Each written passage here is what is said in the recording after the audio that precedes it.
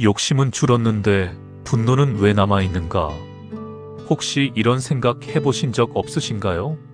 나이가 들면서 욕심은 많이 줄어든 것 같은데 왜 화는 더 잘 나는 걸까 하는 생각 말입니다. 젊었을 땐 무언가를 갖고 싶고 이루고 싶은 게 많았죠. 돈도 명예도 성공도 그랬습니다. 그런데 이제는 그런 것들이 예전만큼 절실하지 않습니다. 큰 집도 비싼 차도 그다지 마음에 와닿지 않습니다. 그저 건강하고 조용히 살 수 있으면 그걸로 충분하다는 생각을 하게 됩니다. 그런데 이상한 일입니다. 욕심은 줄었는데 마음은 더 불편해진 것 같습니다. 사소한 일에도 화가 치밀어 오릅니다. 버스에서 자리를 양보받지 못했을 때, 자식이 전화를 며칠 하지 않았을 때, 누군가 나를 무시하는 것 같을 때, 그런 순간들에 예전엔 그냥 넘어갔을 일들이 이젠 가슴속에 돌덩이처럼 남아 있습니다. 왜 그럴까요? 왜 우리는 나이가 들수록 마음이 더 예민해지는 걸까요? 사실 이건 아주 자연스러운 일입니다. 나이가 들면서 우리는 많은 것을 내려놓았습니다. 직장에서 물러났고 사회적 역할도 축소되었습니다. 그러면서 우리가 세상에서 차지하는 자리가 점점 작아진다는 걸 느낍니다. 그 작아짐이 때로는 무시당하는 것처럼 느껴지기도 하고 때로는 외로움으로 다가오기도 합니다. 욕심은 줄었지만 대신 다른 것들이 더 예민해졌습니다. 인정받고 싶은 마음, 존중받고 싶은 마음, 무시당하지 않고 싶은 마음, 그리고 무엇보다 내 말을 들어주는 사람이 있으면 좋겠다는 마음. 이런 마음들이 채워지지 않을 때 우리는 화를 냅니다. 분노는 사실 충족되지 못한 욕구의 다른 얼굴입니다. 조선시대에 퇴계 이황이라는 학자가 있었습니다. 1,000원짜리 지폐에 나오는 그분 말입니다. 그는 성리학의 대가였고 평생 학문을 연구했던 사람입니다. 하지만 동시에 자기 자신의 마음과 끊임없이 싸우며 살았던 평범한 사람이기도 했습니다. 그는 70이 넘어서까지 자신의 화를 다스리지 못한다고 괴로워했고 제자들에게 보낸 편지에서 나는 아직도 마음 공부가 부족하다고 고백했습니다. 그러니까 우리가 지금 느끼는 이 불편함, 이 마음의 동요는 잘못된 게 아닙니다. 자연스러운 겁니다. 다만 그걸 어떻게 바라보고 어떻게 다루느냐가 중요한 것이죠. 퇴계 선생은 그 방법을 평생 찾으려 했고 그 과정에서 남긴 말들이 지금 우리에게도 큰 위로가 됩니다. 오늘 이 시간 동안 우리는 퇴계 선생의 삶을 통해 나이 들어가는 마음을 어떻게 돌볼 수 있을지 그 길을 함께 걸어보려 합니다. 서두르지 않고 천천히 조용히 말입니다. 퇴계 이황. 이름만 들어도 뭔가 어렵고 높은 분 같은 느낌이 듭니다. 조선시대 성리학의 대가, 도산서원을 세운 학자. 우리는 그를 그렇게 기억합니다. 하지만 실제로 그가 어떤 사람이었는지, 어떤 마음으로 살았는지는 잘 모릅니다. 퇴계 선생은 1501년에 태어나 1570년에 세상을 떠났습니다. 70년을 산 셈이죠. 그는 어린 시절 아버지를 일찍 여의고 집안 형편도 넉넉하지 않았습니다. 하지만 공부를 좋아했고 과거 시험에 합격해 벼슬길에 올랐습니다. 그런데 그는 벼슬에 큰 관심이 없었습니다. 오히려 여러 번 사직서를 내고 고향으로 돌아가려 했습니다. 왜 그랬을까요? 그는 세상 일에 지쳐 있었습니다. 당쟁이 심했고 사람들은 서로를 헐뜯었으며 권력을 차지하기 위해 싸웠습니다. 그 안에서 그는 자신의 마음이 흔들리는 걸 느꼈습니다. 화도 나고 실망도 하고 때로는 사람들이 미웠습니다. 그래서 그는 벼슬을 그만두고 고향인 안동의 도산으로 돌아갔습니다. 그곳에서 그는 작은 서당을 짓고 제자들을 가르쳤습니다. 그리고 스스로를 돌아보는 시간을 가졌습니다. 그가 평생 한 일은 사실 공부였습니다. 그런데 그 공부가 우리가 생각하는 그런 공부가 아니었습니다. 시험을 위한 공부, 출세를 위한 공부가 아니라 자기 자신의 마음을 들여다보는 공부였습니다. 그는 매일 아침 일어나면 자신의 마음 상태를 살폈습니다. 오늘은 어떤 마음인가? 어제 화가 났던 일이 아직 남아있는가? 누군가에게 섭섭했던 마음이 가시지 않았는가? 그렇게 자기 마음을 관찰했습니다. 그리고 그 마음을 기록했습니다. 편지에도 쓰고 글에도 남겼습니다. 퇴계 선생이 남긴 글을 보면 놀라운 점이 있습니다. 그는 자기 자신에게 아주 엄격했습니다. 나는 아직도 화를 잘 낸다. 나는 아직도 욕심을 버리지 못했다. 나는 아직도 사람들의 평가가 신경 쓰인다. 이런 고백들이 가득합니다. 70살이 넘어서도 그는 이렇게 썼습니다. 나는 평생 마음 공부를 했지만 아직도 완성하지 못했다.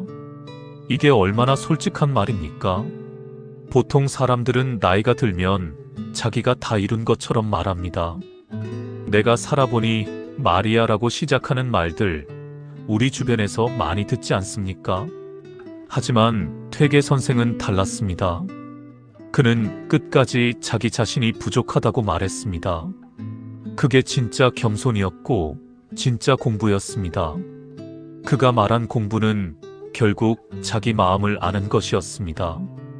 내가 왜 화가 나는지, 내가 왜 욕심이 생기는지, 내가 왜 불편한지를 아는 것. 그리고 그걸 억지로 누르는 게 아니라 그 마음의 뿌리를 이해하고 조금씩 풀어가는 것. 그게 그가 평생 해온 공부였습니다. 그러니까 퇴계 선생은 완벽한 사람이 아니었습니다. 그는 우리처럼 화도 내고 욕심도 부리고 실수도 하는 사람이었습니다. 다만 그는 그 마음을 외면하지 않았습니다. 마주했습니다. 그리고 평생 그 마음을 돌보려 했습니다. 우리가 그에게서 배울 수 있는 건 바로 이 태도입니다. 나이가 들었다고 해서 완벽해질 필요는 없습니다. 화가 나는 게 잘못이 아닙니다. 다만 그 화를 알아차리고 조금씩 다독이는 것. 그게 노년의 공부가 아닐까 싶습니다. 퇴계 선생이 평생 가장 경계한 감정이 하나 있습니다. 바로 분노였습니다. 그는 자신의 글에서 여러 번 이렇게 말했습니다. 화는 마음을 가장 빠르게 망치는 독과 같다. 다른 감정들, 예를 들어 슬픔이나 두려움은 시간이 지나면 조금씩 가라앉습니다. 하지만 화는 다릅니다. 화는 순간적으로 폭발하고 그 여파가 오래 남습니다. 혹시 여러분도 이런 경험이 있으신가요? 아침에 누군가와 다투고 나서 하루 종일 그 일이 머릿속에서 맴도는 경험 말입니다. 상대방이 한 말이 계속 떠오르고 내가 그때 이렇게 말할 걸 하는 후회가 밀려옵니다. 그러다 저녁이 되면 몸도 지치고 마음도 무거워집니다. 화 한 번 냈을 뿐인데 하루 전체가 망가지는 겁니다. 퇴계 선생도 이런 경험을 했습니다. 그는 벼슬살이를 할 때 동료들과 의견이 맞지 않아 화가 난 적이 있었습니다. 그날 밤 그는 잠을 이루지 못했습니다. 그리고 다음날 제자에게 이렇게 편지를 썼습니다. 어제 화를 냈는데 그 화가 아직도 가시지 않는다.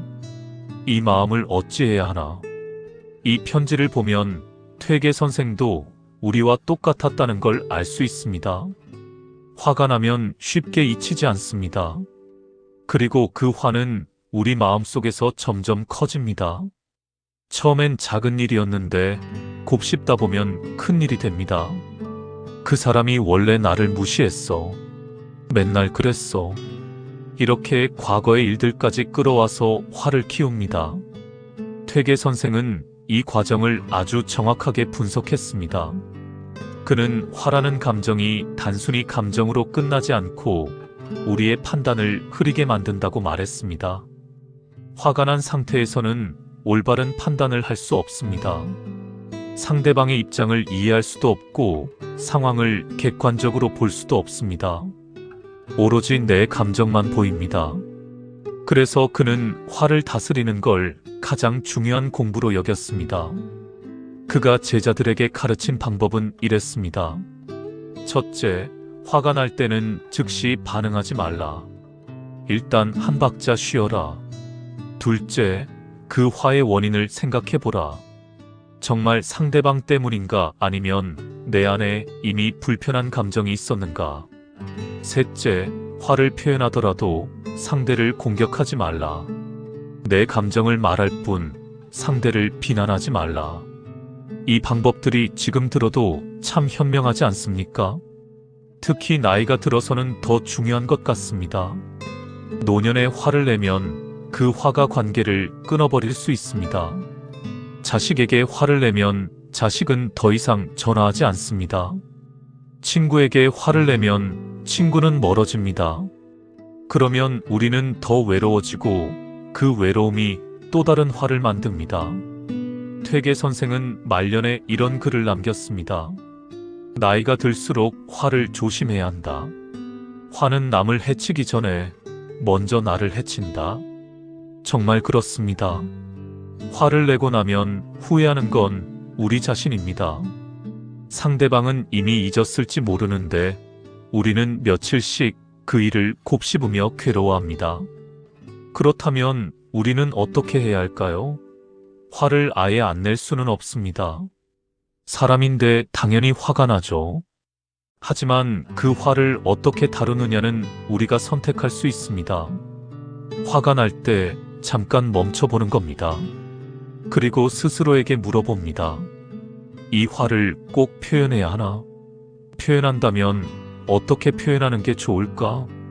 퇴계 선생이 우리에게 남긴 가장 큰 가르침은 화를 없애려 하지 말고 화와 함께 사는 법을 배우라는 것입니다. 화가 나는 건 자연스럽습니다.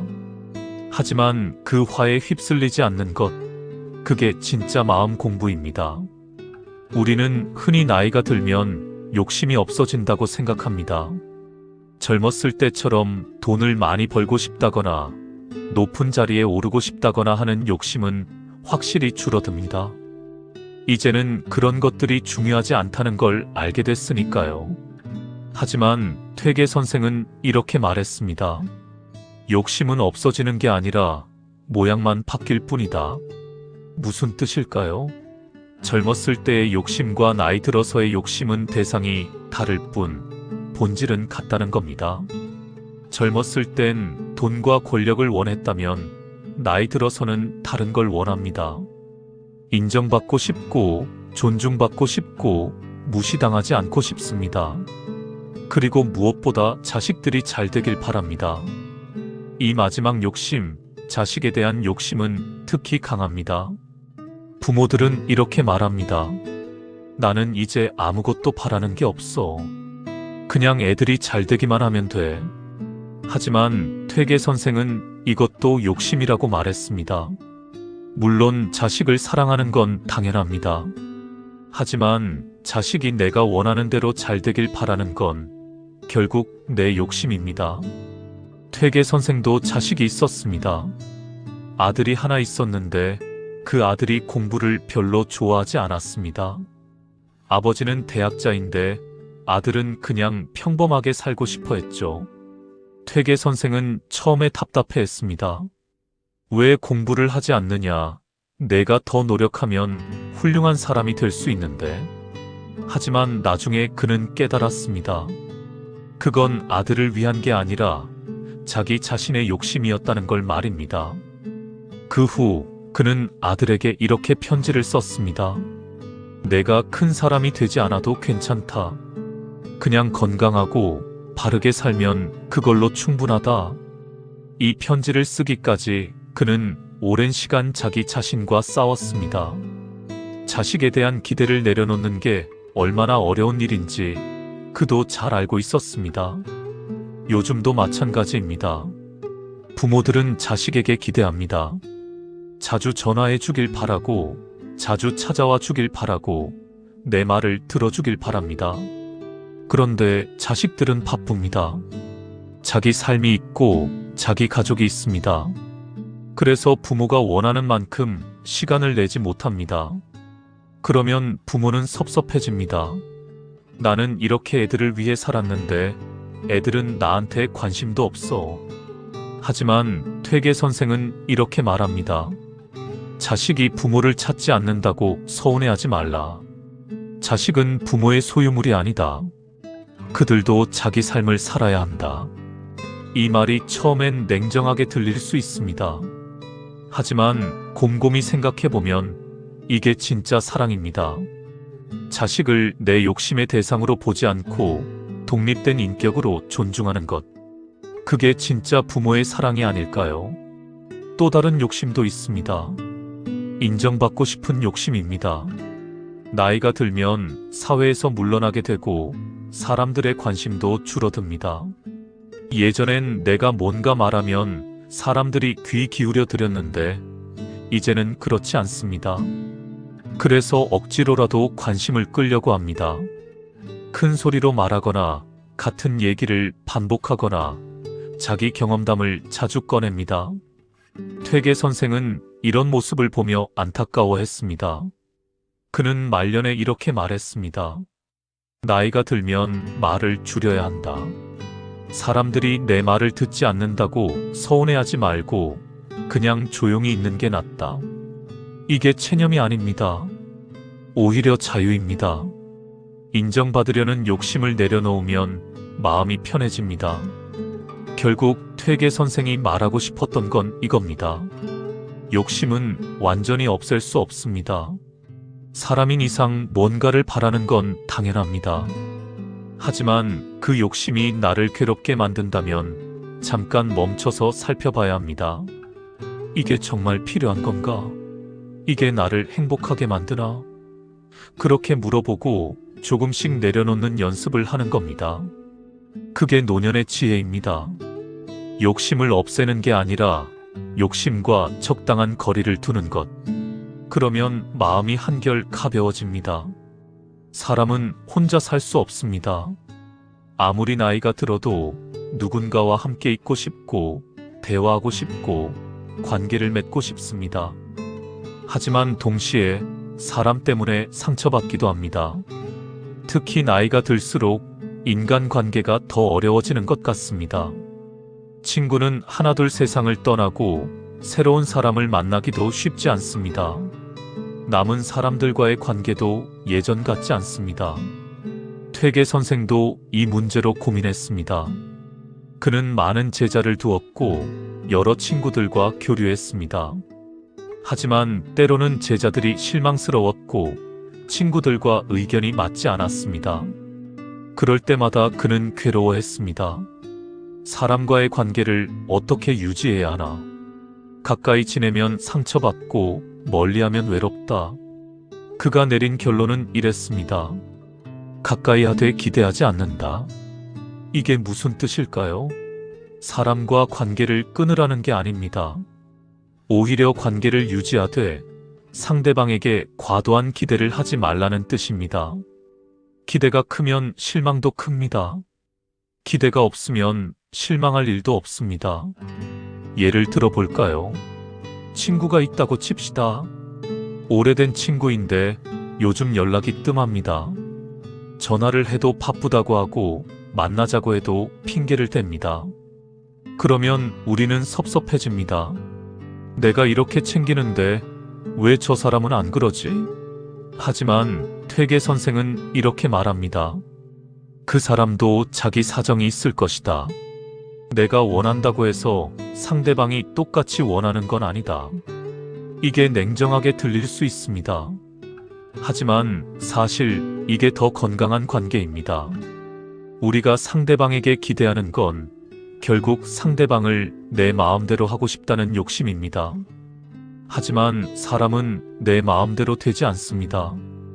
그러니 기대를 내려놓으면 오히려 관계가 편해집니다. 퇴계 선생은 제자들에게 이런 편지를 자주 보냈습니다. 너희들이 내 말을 안 들어도 괜찮다. 나는 그냥 내가 옳다고 생각하는 걸 말할 뿐이다. 너희가 그걸 받아들일지 말지는 너희 선택이다. 이게 얼마나 자유로운 태도입니까? 제자들에게 자기 생각을 강요하지 않는 겁니다.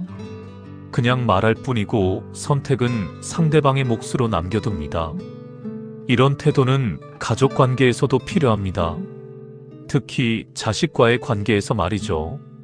자식에게 이렇게 살라, 저렇게 하라고 자꾸 말하면 자식은 부담스러워합니다. 그리고 우리도 힘듭니다. 왜냐하면 자식이 내 말을 안 들을 때마다 화가 나고 섭섭하니까요. 하지만 자식도 이제 어른입니다. 자기 인생을 살 권리가 있습니다. 퇴계 선생은 이렇게 말했습니다. 자식이 부모 말을 안 듣는다고 화내지 말라. 충고는 한두 번으로 충분하다. 그 이상은 잔소리가 된다. 정말 지혜로운 말입니다. 우리는 자식을 사랑하기 때문에 자꾸 말하게 됩니다. 하지만 그게 과하면 사랑이 아니라 간섭이 되고 간섭은 관계를 망칩니다. 그렇다면 우리는 어떻게 해야 할까요? 퇴계 선생이 제시한 방법은 간단합니다. 첫째, 내 마음을 솔직하게 표현하되 상대방을 바꾸려 하지 말라. 나는 이렇게 생각해라고 말하고 거기서 멈추는 겁니다. 너는 이렇게 해야 해라고 말하면 그건 강요가 됩니다. 둘째, 상대방의 선택을 존중하라. 내가 보기엔 잘못된 선택이라도 그건 상대방의 인생입니다. 우리는 조언할 수 있지만 결정할 수는 없습니다. 이게 정말 어렵습니다. 특히 사랑하는 사람일수록 어렵죠. 하지만 이게 진짜 사랑입니다. 상대방을 독립된 인격으로 존중하는 것. 셋째, 혼자 있는 시간을 소중히 여겨라. 퇴계 선생은 만년의 도산서당에서 혼자 있는 시간을 많이 가졌습니다.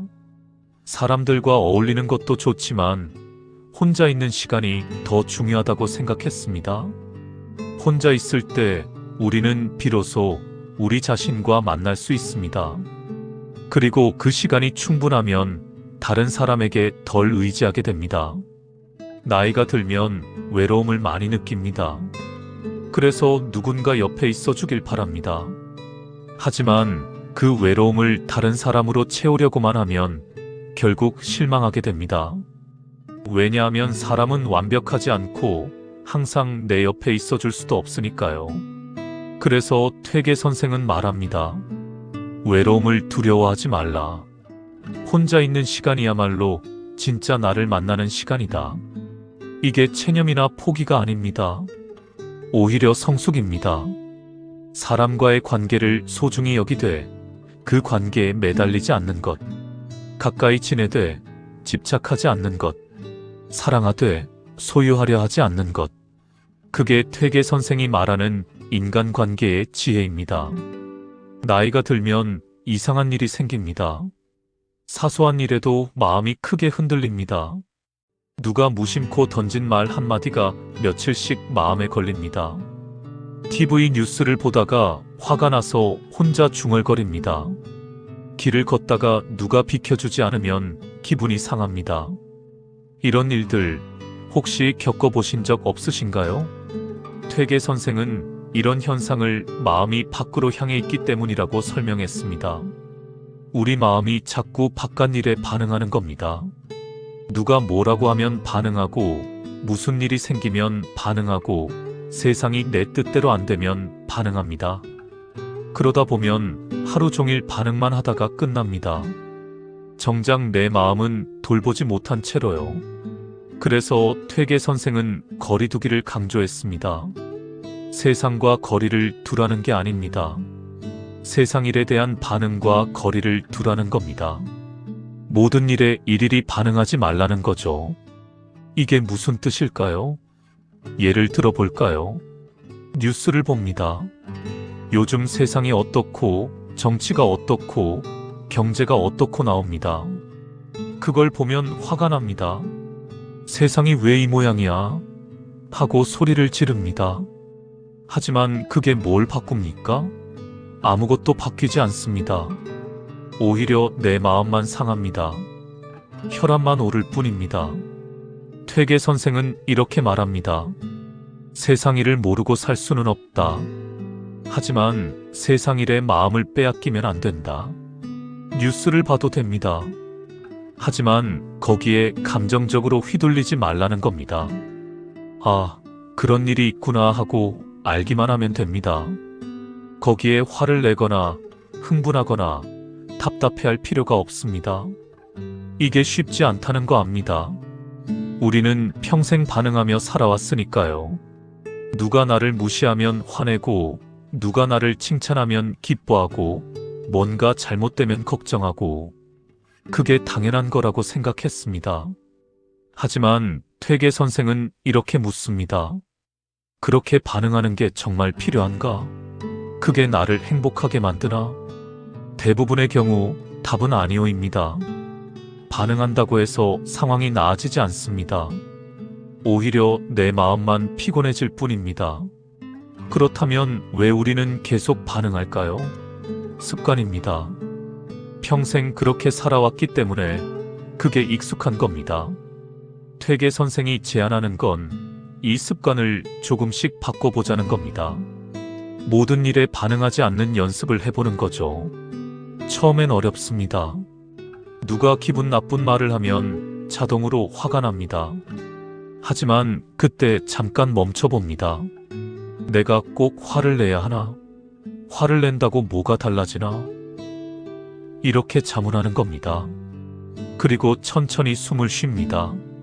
한 번, 두 번, 세 번. 그러면 화가 조금 가라앉습니다. 완전히 사라지지는 않습니다. 하지만 조금은 가라앉습니다. 그 상태에서 다시 생각합니다. 이 일이 내 인생에서 얼마나 중요한가? 일주일 후에도 이게 중요할까? 대부분의 경우 답은 아니오입니다. 퇴계 선생은 말년에 이런 경지에 이르렀다고 합니다. 누가 자기를 비난해도 별로 화가 나지 않았다고 합니다. 왜냐하면 그 사람은 그렇게 생각할 수 있다고 받아들였기 때문입니다. 누가 자기를 칭찬해도 별로 기쁘지 않았습니다. 왜냐하면 칭찬은 그 사람의 생각일 뿐 내가 정말 그런 건 아니다라고 생각했기 때문입니다. 이게 무심한 게 아닙니다. 오히려 깊은 평화입니다. 외부의 일에 흔들리지 않는 마음, 그걸 퇴계 선생은 중심이 잡힌 마음이라고 불렀습니다. 나무가 바람에 흔들려도 뿌리는 땅속 깊이 박혀 있듯이 우리 마음도 그래야 한다는 겁니다. 그렇다면 우리는 어떻게 이런 마음을 가질 수 있을까요? 퇴계 선생은 매일 조금씩 연습하라고 했습니다. 하루에 한 가지씩만 연습해도 됩니다. 오늘은 뉴스를 보고 화내지 않기. 내일은 누가 뭐라고 해도 한 번 더 생각하고 반응하기. 모레는 좋은 일이 생겨도 너무 들뜨지 않기. 이렇게 조금씩 연습하다 보면 어느 순간 마음이 조금 가벼워진 걸 느낄 수 있습니다. 노년의 지혜는 세상을 바꾸는 게 아니라 내 반응을 바꾸는 데 있습니다. 세상은 내 뜻대로 되지 않습니다. 하지만 내 마음은 내가 다스릴 수 있습니다. 그게 퇴계 선생이 평생 추구했던 자유였습니다. 퇴계 선생은 70살을 살았습니다. 조선시대로서는 꽤 장수한 편입니다. 그는 만년에 도산서당에서 조용히 지냈습니다. 큰 집도 아니고 화려한 삶도 아니었습니다. 작은 서당에서 제자들을 가르치고 책을 읽고 산책을 하고 그렇게 살았습니다. 어떤 사람들은 그의 삶이 초라해 보였을지도 모릅니다. 대학자인데 가진 게 별로 없었습니다. 집도 작고 옷도 수수했습니다. 하지만 그는 행복했습니다. 그가 남긴 글을 보면 말년에 그가 얼마나 평화로웠는지 느껴집니다. 그는 어느 편지에서 이렇게 썼습니다. 나는 이제 아무것도 바라지 않는다. 그저 이렇게 조용히 하루하루를 살아가는 것만으로 충분하다. 이 문장이 참 아름답지 않습니까? 아무것도 바라지 않는다는 게 체념이나 포기가 아닙니다. 오히려 만족입니다. 지금 이 순간이 충분하다는 깨달음입니다. 우리는 평생 무언가를 바라며 살았습니다. 젊었을 때는 성공을 바랐고, 중년에는 안정을 바랐고, 이제는 건강을 바랍니다. 항상 뭔가가 부족하다고 느꼈습니다. 이것만 있으면, 저것만 되면 행복할 거라고 생각했습니다. 하지만 그 이것과 저것은 끝이 없었습니다. 하나를 이루면 또 다른 게 생겼습니다. 퇴계 선생은 이 끝없는 욕망의 사슬을 끊으라고 말합니다. 어떻게요? 지금 가진 것에 만족하는 겁니다. 지금 이 순간을 있는 그대로 받아들이는 겁니다. 건강이 예전 같지 않아도 괜찮습니다. 돈이 많지 않아도 괜찮습니다. 사람들이 나를 알아주지 않아도 괜찮습니다. 그냥 지금 이대로 괜찮습니다. 이게 쉬운 일은 아닙니다. 우리는 평생 비교하며 살았으니까요. 남과 나를 비교하고, 과거의 나와 현재의 나를 비교하고, 내가 가진 것과 갖지 못한 것을 비교했습니다. 그 비교 속에서 항상 뭔가 부족하다고 느꼈습니다. 하지만 퇴계 선생은 말합니다. 비교를 멈춰라. 남의 삶은 남의 것이고 내 삶은 내 것이다. 과거의 나는 과거이고 지금의 나는 지금이다. 이 말이 처음엔 위로가 안 될 수 있습니다. 하지만 곰곰이 생각해보면 이게 진리입니다. 남과 비교한다고 해서 내가 나아지는 건 아닙니다. 오히려 비교할수록 내 마음만 힘들어집니다. 그렇다면 편안한 노년의 조건은 뭘까요? 퇴계 선생이 제시한 답은 간단합니다. 조용히 사는 것입니다. 잘 살려고 애쓰지 말고 그냥 조용히 사는 겁니다. 큰일을 하려 하지 말고 작은 일상을 소중히 여기는 겁니다. 아침에 일어나 창문을 열고 햇살을 느낍니다. 차 한 잔을 천천히 마십니다. 산책을 나가 바람을 맞습니다. 책을 읽거나 음악을 듣거나 그냥 멍하니 앉아 있습니다. 이런 평범한 일상이 사실 가장 큰 행복입니다. 퇴계 선생은 도산서당에서 그렇게 살았습니다. 아침에 일어나면 제자들과 함께 책을 읽었습니다. 점심을 먹고 나면 마당을 거닐었습니다. 저녁에는 낙동강을 바라보며 생각에 잠겼습니다. 특별한 일은 없었습니다. 하지만 그 평범함 속에 깊은 평화가 있었습니다. 우리도 그럴 수 있습니다. 거창한 계획을 세우지 않아도 됩니다. 뭔가 큰 일을 이루려 하지 않아도 됩니다. 그냥 오늘 하루를 조용히 편안하게 사는 겁니다. 누군가와 따뜻한 대화를 나누고 맛있는 식사를 하고 좋아하는 일을 조금 하고 충분히 쉽니다. 그게 전부입니다. 퇴계 선생은 이렇게 말했습니다. 노년의 행복은 무엇을 얻는 데 있지 않다. 무엇을 내려놓는 데 있다. 욕심을 내려놓고 기대를 내려놓고 집착을 내려놓으면 비로소 마음이 가벼워집니다. 그리고 그 가벼운 마음으로 세상을 바라보면 모든 게 감사하게 느껴집니다. 지금 이 순간 우리가 숨 쉬고 있다는 것, 햇살이 따스하다는 것, 밥을 먹을 수 있다는 것, 누군가와 대화할 수 있다는 것, 이 모든 게 사실은 기적입니다. 당연한 게 아닙니다. 하지만 우리는 그걸 잊고 살았습니다. 항상 더 많은 걸 원했고 지금 가진 걸 당연하게 여겼습니다. 노년은 그 당연함에 감사할 수 있는 시간입니다. 많이 가지지 못해도 조용히 살 수 있으면 충분합니다. 그게 퇴계 선생이 말한 편안한 노년의 모습입니다. 자, 이제 우리 이야기가 끝에 가까워졌습니다.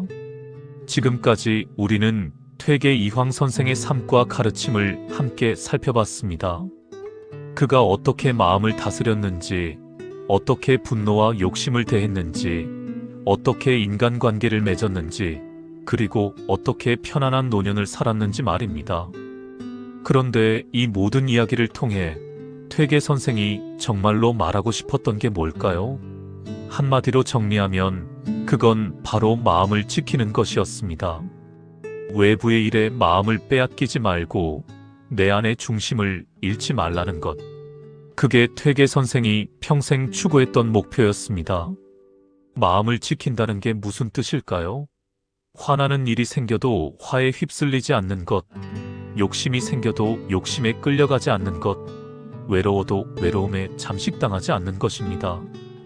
감정이 생기는 건 자연스럽습니다. 하지만 그 감정이 나를 지배하게 두지 않는 것, 그게 마음을 지키는 겁니다. 이게 왜 중요할까요? 특히 노년의 말입니다. 나이가 들면 우리가 통제할 수 있는 게 점점 줄어듭니다. 건강은 예전 같지 않고 체력도 떨어지고 기억력도 흐려집니다. 사회적 역할도 줄어들고 경제력도 약해집니다. 이런 변화들은 우리가 어쩔 수 없는 것들입니다. 하지만 딱 한 가지 우리가 끝까지 지킬 수 있는 게 있습니다. 바로 우리의 마음입니다. 몸은 늙어도 마음은 우리가 지킬 수 있습니다. 상황은 바꿀 수 없어도 상황을 대하는 마음은 바꿀 수 있습니다. 그게 우리에게 남은 자유입니다. 퇴계 선생은 평생 이 자유를 지키려 노력했습니다. 세상이 자기 뜻대로 되지 않을 때, 사람들이 자기를 알아주지 않을 때, 몸이 아프고 힘들 때도 그는 마음만큼은 지키려 했습니다. 그리고 그는 성공했습니다. 그가 남긴 말년의 글들을 보면 깊은 평화가 느껴집니다. 세상의 어떤 일에도 흔들리지 않는 고요함이 있습니다. 우리도 그럴 수 있습니다. 물론 퇴계 선생처럼 완벽하게 할 수는 없을 겁니다. 그도 완벽하지 않았으니까요. 하지만 조금씩 매일 조금씩 연습할 수 있습니다. 오늘 화가 나는 일이 생기면 잠깐 멈춰보는 겁니다.